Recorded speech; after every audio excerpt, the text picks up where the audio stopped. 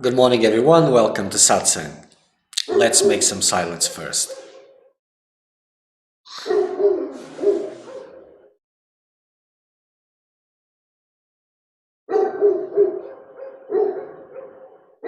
Let go of all impressions.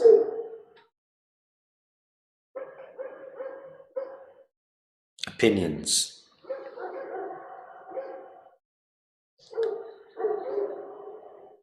Beliefs about yourself, about the world.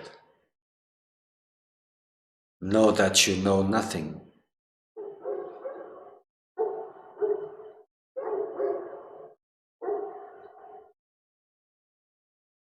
Trying to understand most of the times is to bring credibility to that which doesn't have. Learn to give up these thought patterns that lead to conclusions.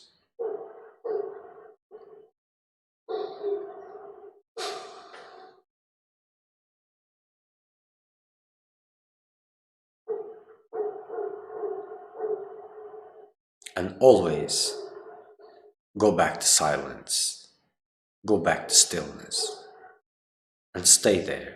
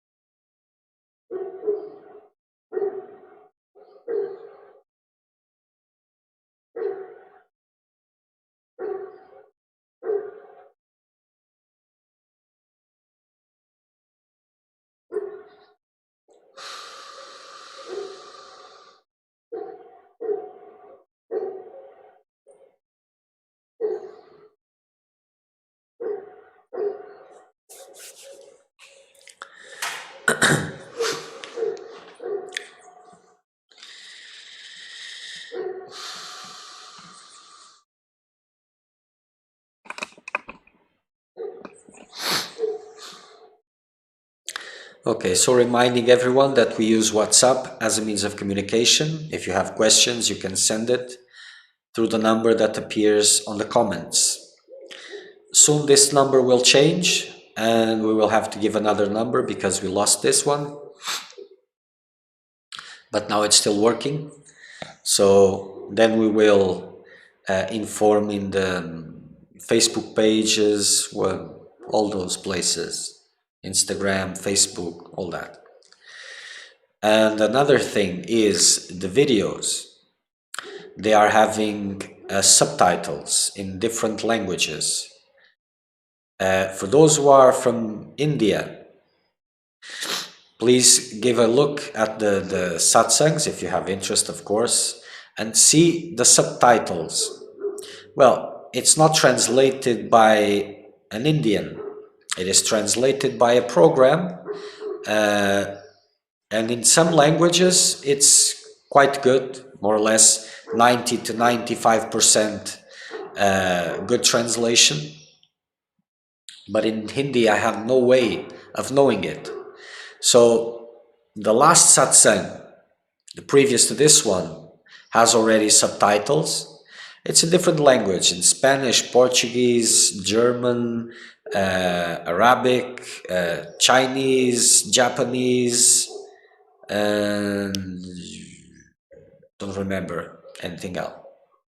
And Russian also, in Russian. Because, well, there's not enough to make translations, so they're doing what they can, and this program gives a good subtitle, more or less 90 to 95%, so it is understandable. So those who are from India, if you can look at I think it's the last two satsangs, they have already subtitles. So if you can give us a feedback, that would be good. On how reliable is the subtitles.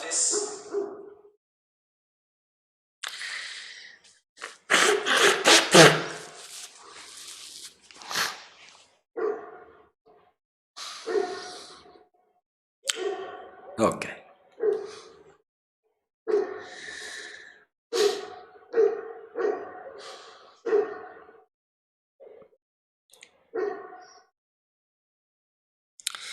My friend, I will answer your question now. And I'm not sure if I mentioned French, but there is also French subtitles. Also the last satsangs and that series of 14 videos, Igniting the Sacred Fires, they all have these subtitles. In French, they are being translated by a native French speaker. It's taking a little bit, but eventually it will be finished. But there is these subtitles which are pretty good.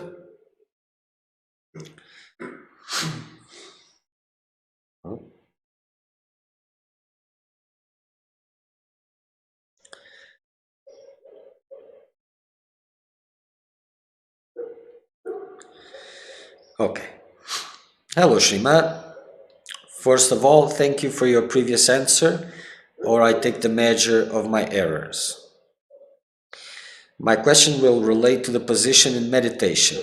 Indeed, I suffer from scoliosis and kyphosis, and when I try to have my back straight, after 45 minutes I feel pain in the middle of my back. I try to resist, but the pain disturbs the breath too. I do not exceed 1 hour per session. When I no longer resist, I do a pause maybe. Then I start again when the pain decreases. So now I feel like if I don't practice straight back, I think I'm a bad practitioner. Like the practice doesn't want me and I will be left out in my search for the truth. My body is like this, my pathology slows me down. I don't know how to meditate any longer. Please, do you have any idea what I might do? I need your help. Once again, thank you for your precious help. I specify that I meditate according to your recommendations that I saw in a video, sitting on a chair in Gyan Mudra. I take support on the back of my hands, resting on the knees to calm the pain.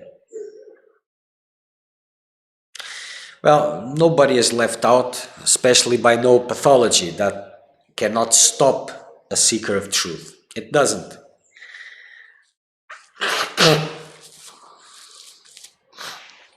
So difficulties, they are there for you to overcome them or to learn from them. They also are there to show you a path. So there needs to be common sense, good measure, and the right motivations to reach the highest, the best decisions. So sitting, for example, in cross-legged in the floor, it's very difficult for others. Either if they sit on a chair, it will be easier to make prolonged meditation. So what does this mean?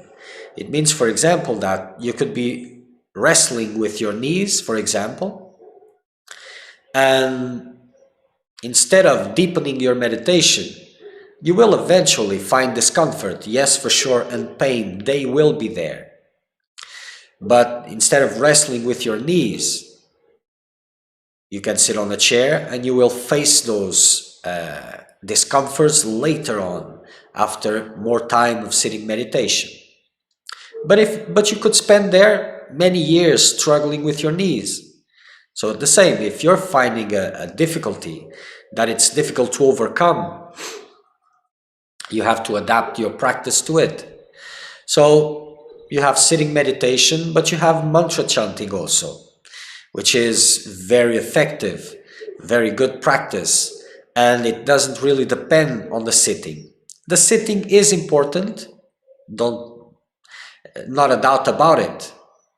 It is very important, the sitting, but this mantra chanting is 24/7, and the sittings should be there. And if you can do 1 hour sitting, okay, that's good, but you just increase the sittings.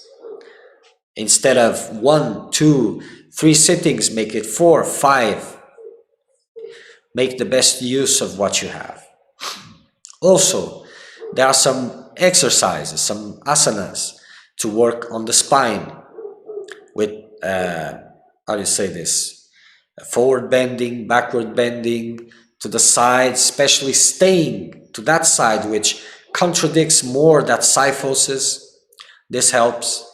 Sometimes these problems with the spine, they come also by bad habits, by not only about posture, but posture is one, and also by bad food, bad quality of food, bad quality of rest, absence of exercise, a life which is too, I don't remember the word in English, but that you don't work too much with your body physically.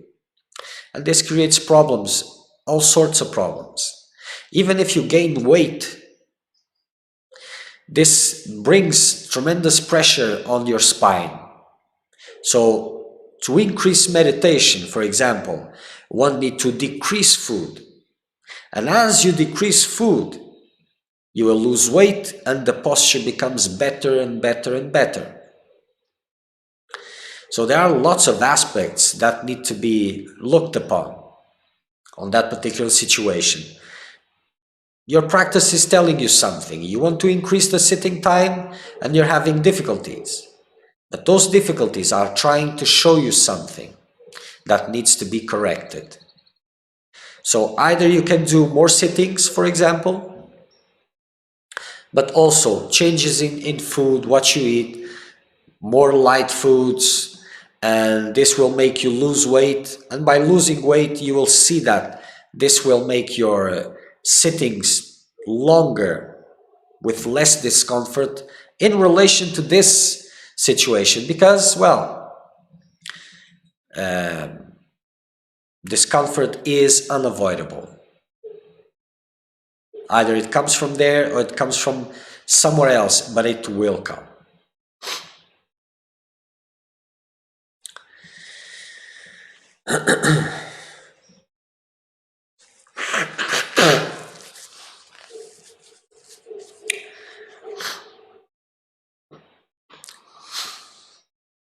So for discomforts in general, for difficulties in because of restlessness, all these things, there is the garbage which is there inbuilt and needs to get cleaned up by silence and stillness. Sure, but it can be by many other things. Food plays a big role in everything.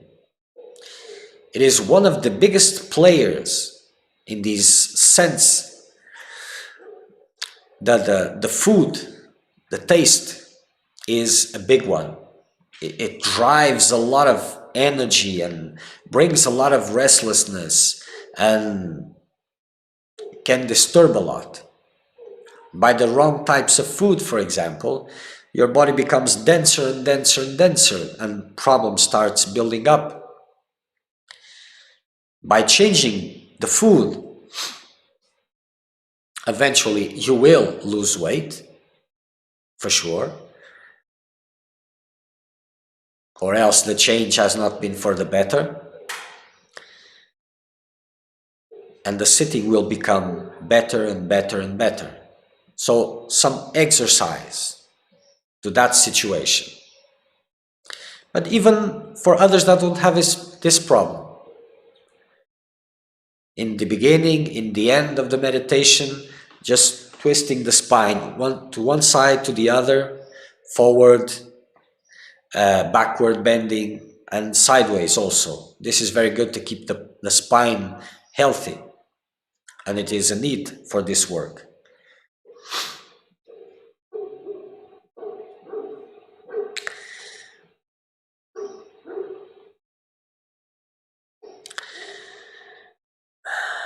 If you have more questions regarding this, you can send.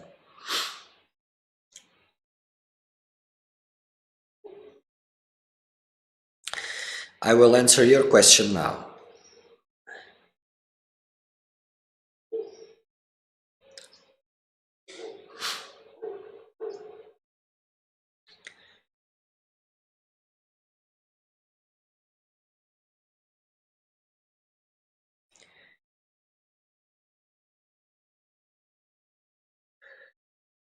Thanks, Sriman. I have a suggestion for you.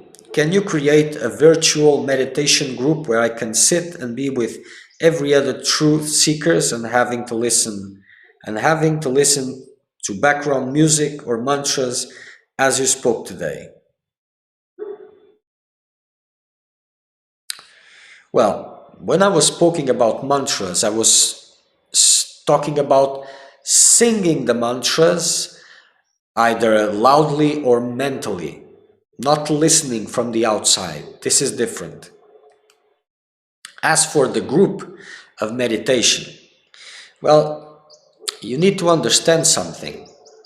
A group of seekers of truth is something that happens more or less by accident. They find themselves in the same places, but not a place where they are looking for each other.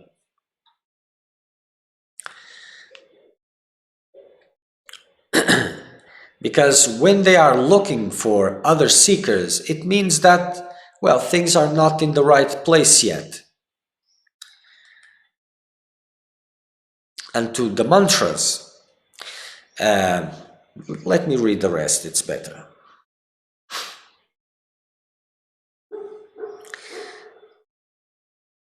Hi again, Sriman. While I followed your advices for meditation this morning, I did this ritual like this. Sat down on the bendable chair, sitting straight with 90 degrees between my legs and the floor. And in the background, I hear some classical Beethoven music to remind me to stay in the present moment. And it went very well for 15 to 30 minutes. But after 7 minutes, I start to feel some discomfort within me, and it feels like anxiety. But in fact, it's the Kundalini energy that arises, and the feeling is like light anxiety. But it disappears when I open my eyes, and I felt that several times in the past. Am I doing okay?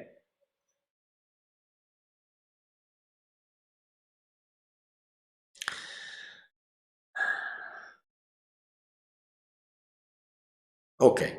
So first things first. So the 90 degrees, it's not more concerning the legs to the floor, but the thighs to the upper body. 90 degrees here. This is the most important. But okay, 90 degrees also to the legs. It's good.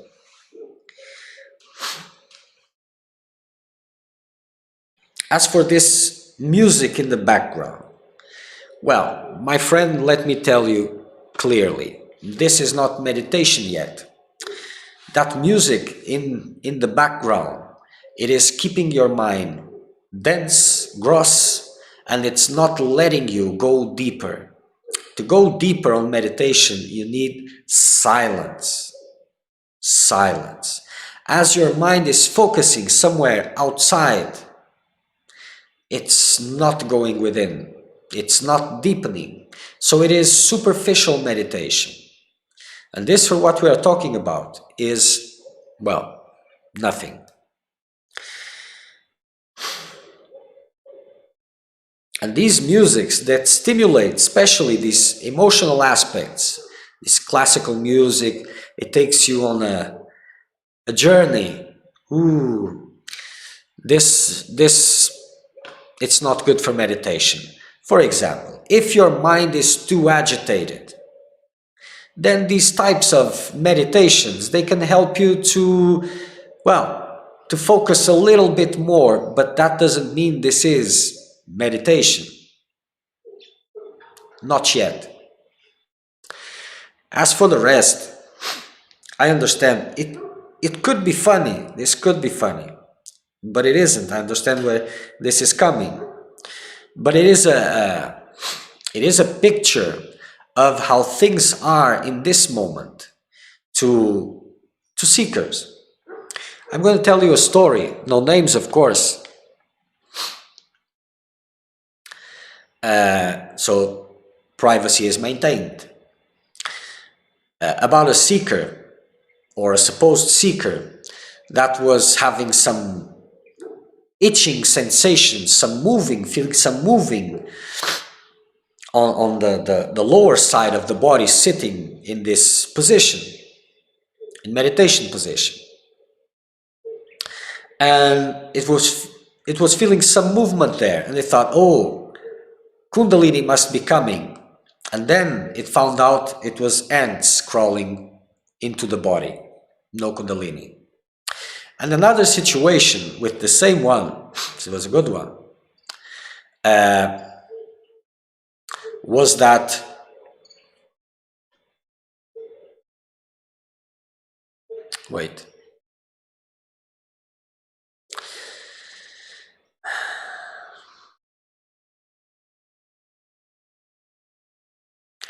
he was sitting cross-legged, then he felt trembling from the down part, and he thought, oh, Kundalini is coming, but not now, I'm in the middle of a class, this is not good, so just wait a little bit. But it turns out to be, it was a big truck going into the street on the outside, and was shaking all the grounds. So the floor was shaking, and this seeker thought it was the Kundalini rising. And why is this? Like I said, this could be funny, but it isn't. Because people have no idea of what Kundalini is, of what these experiences are. And this is tremendous force, tremendous power. It doesn't rise like this and it brings a little bit of anxiety. This is comparing a feather. It's like you're comparing a feather going through your nose and a train coming into your nose. There are different experiences. If you put a feather in your nose, these are these experiences. And then you come and the train comes into your nose. That is Kundalini. And probably, my friend, it is really anxiety that it starts to surface. It's a little bit of the fruit of that focus that you are getting from this music in the background and this, how many times? 15, 30 minutes.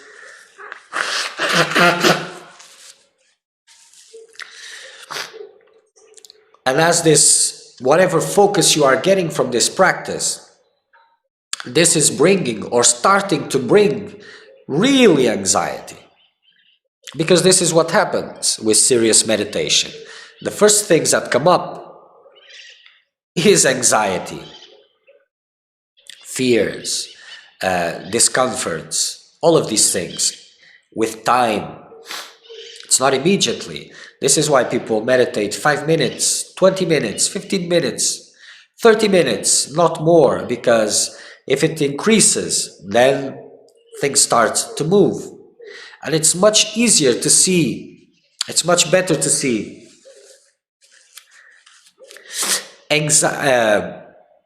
the rising of the Kundalini than it is better to see that it is anxiety. Psychologically, it is better because it seems like I'm at an advanced level. As for the other, well, but all of those hints, they are not speaking about Kundalini. They are speaking about a little bit of anxiety that comes because of the little bit of focus that you get in that practice. try to make a change. There's that technique that you saw in the video, the Om technique. And now you start sitting. Well, if you can have music in your background, so you can chant loudly. So start sitting for 2 hours, chanting the mantra.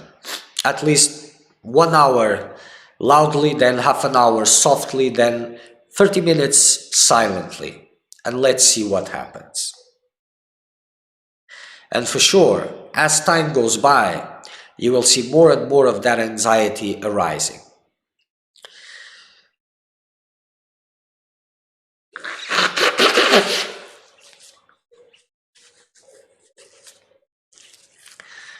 Kundalini experiences are related to fire. Not the fire that I usually talk about. It's a much more intense fire. Sometimes like a ball of fire that goes up and down the spine. Burning, really burning, like hot iron. And for Kundalini to arise, it's like your body changes into its own posture. Nothing can disturb you in that moment, so no need for background music, because you'll be swayed by it, you'll be taken by it. It's like a tunnel that opens up from down to top, leaving a clear passage for the energy to arise. And this is so intense, that it cannot be confused with anything else. And if the mind is not clear, pure, and that means a mind that doesn't get restless, doesn't get distracted without anything, then if the mind is not like that, and it has been pushed by something, karma, intense practices, whatever, then it creates problems. Even it can really hurt also, or leave something hurt. It's not really the expression, but can, whatever. It can hurt.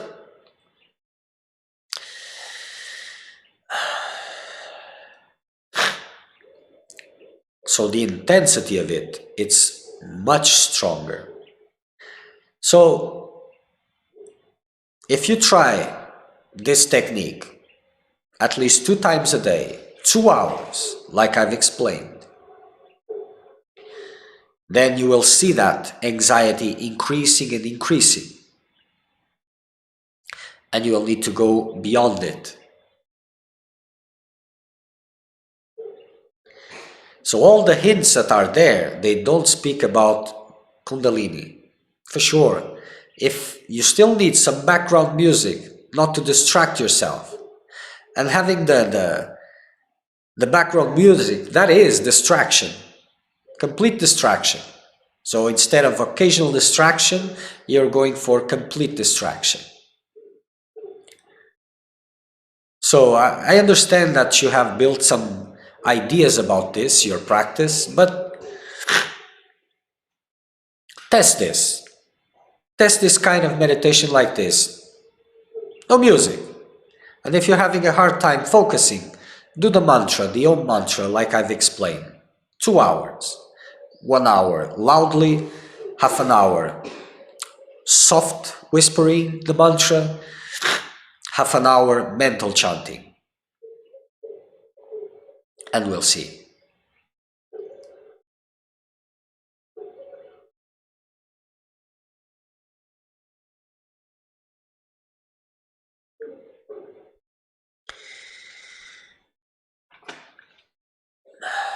Kundalini knows exactly what to do, so another question was what to do about that.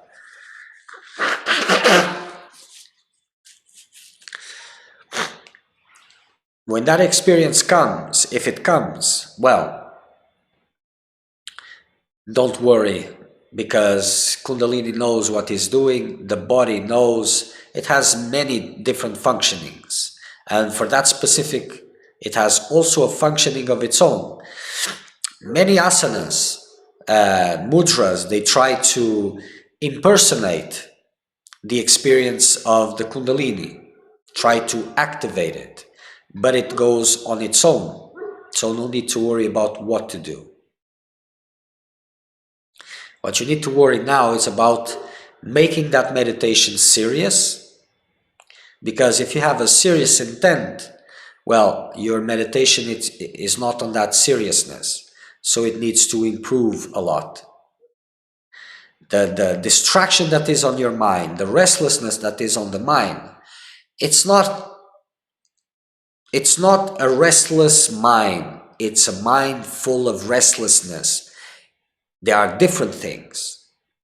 So by silence, stillness, focus, intense focus, this restlessness gets purged from the mind.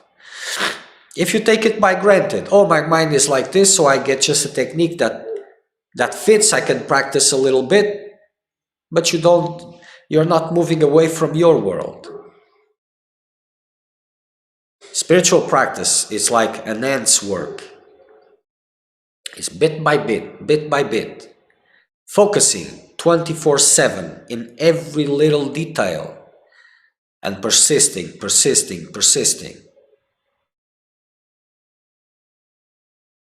And to be more silent. For sure, if anxiety is there, it will have to come out, and it will not be a good experience.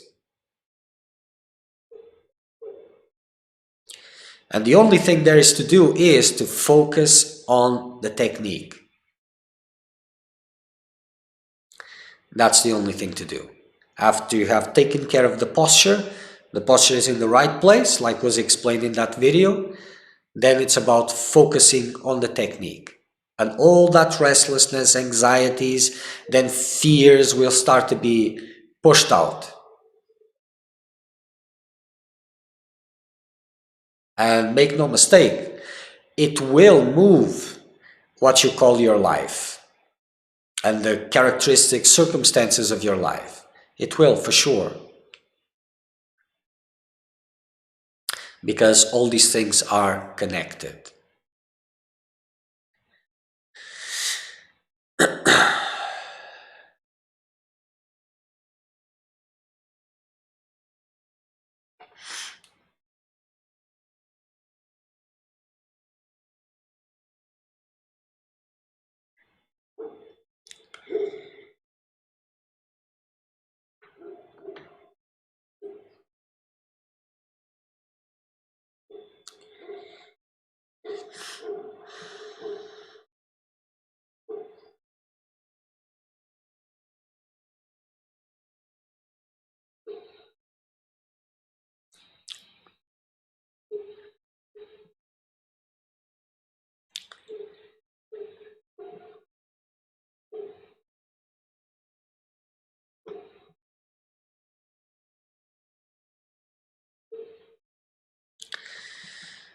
And I cannot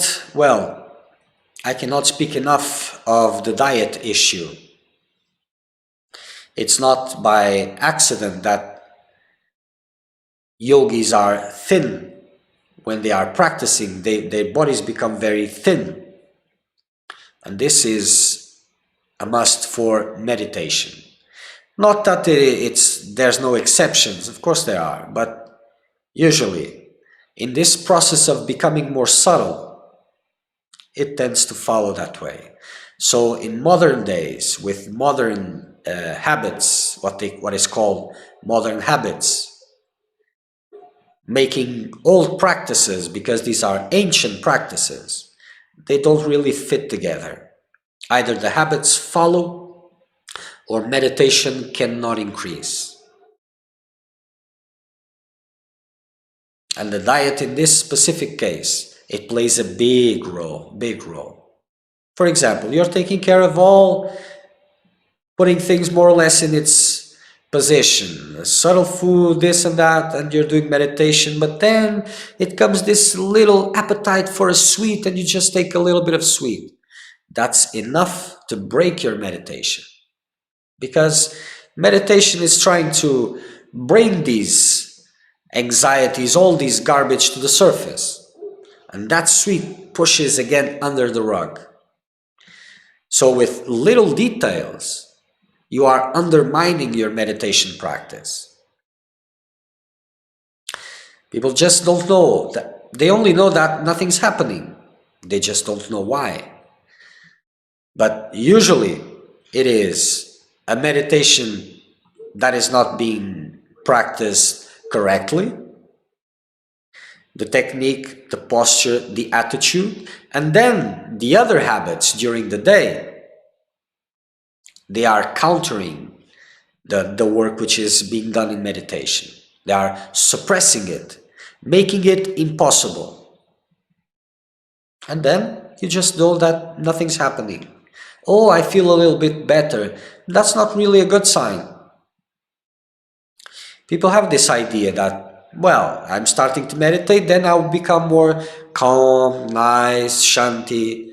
If it is serious meditation, the last thing you'll become is shanti, because all monkeys will jump out of your cage.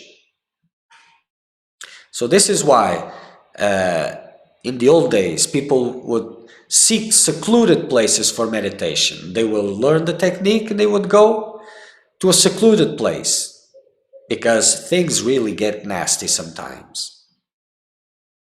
Because it has to come out and it will be experienced. But if you're not identifying with it and not jumping on top of others because of it, then it cleans up, dissolves. Then yes, then you will know a little bit more peace.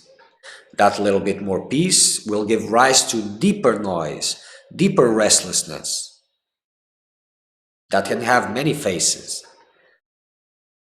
And then it has to be lived. And then if you're detached from it, then it dissolves, then a deeper sense of peace comes. Like this, until no more restlessness is there, no more mental impurities are there.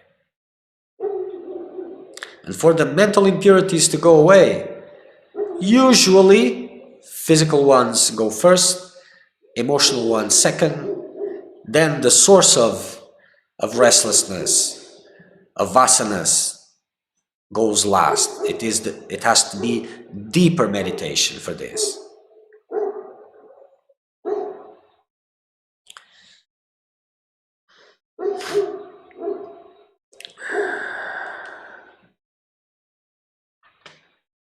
Okay, so if you have any questions about this, you can send whenever you feel like it. I will answer in the next satsang.